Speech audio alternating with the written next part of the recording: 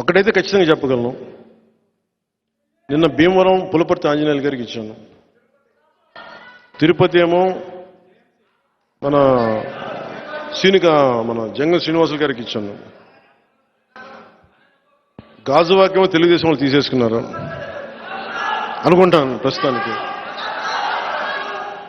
So పోనీ పిఠాపురం తీసుకుందామంటే మా ఉదయ్ ఉన్నాడు ఇక్కడ. సో ఉదయ్ని ఏం అడగాలో తెలియట్లే. సో ఉదయ్ని అడిగి పిఠాపురం ఖాయం చేసుకోమని చెప్తాను.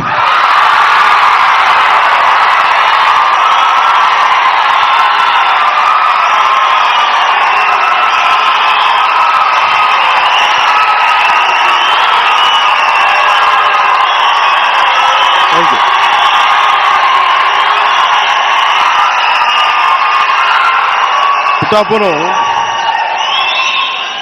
2009 నుంచి కూడా 2009 నుంచి కూడా 2009 నుంచి కూడా అందరూ 2014లో పార్టీ పట్టగానే ఫస్ట్ నాకు పిఠాపురం నుంచి అడిగారు పోటీ చేయమని. మళ్ళీ తెలంగాణలో అడిగారు పోటీ చేయమని. మళ్ళీ పిఠాపురం నుంచి వచ్చింది, 2 చోట్ల నుంచి వచ్చింది ముందుగా. కానీ పిఠాపురం నేను ఎందుకు పోటీ చేయట్లేదు లాస్ట్ టైం అంటే, నేను రాష్ట్రం కోసం ఆలోచించేవాడిని. నేను నిజంగా చెప్పండి, నా ఎన్నికల గురించి నేను ఎప్పుడు ఆలోచించలే. నేను మ్యాక్సిమం అనుకున్న అనంతపురం అర్బన్కి నిలబడదాం, అనంతపురం జిల్లాలో నిలబడదాం. అందుకు 2015లో పార్టీ ఆఫీస్ అక్కడి నుంచే ప్రారంభించాను, మంగళగిరి నుంచి ప్రారంభించాలి, అక్కడి నుంచి ప్రారంభించాను, అనంతపురం నుంచి.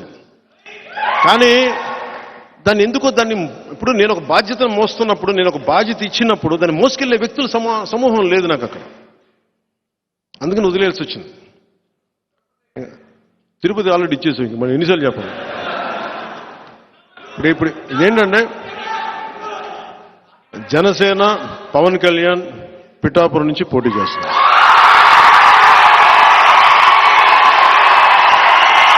నా గురువు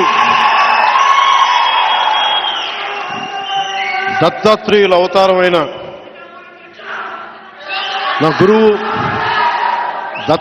అవతారమైన శ్రీపాద శ్రీవల్లభుడు జన్మస్థలం అది, శక్తిపీఠం అది. అక్కడి నుంచి పోటీ చేస్తాం. అనంతపురంలో కొడదాం తర్వాత భవిష్యత్తులో. ఇప్పుడు పొత్తు కొట్టనే, తర్వాత జనసేన కొడదాం.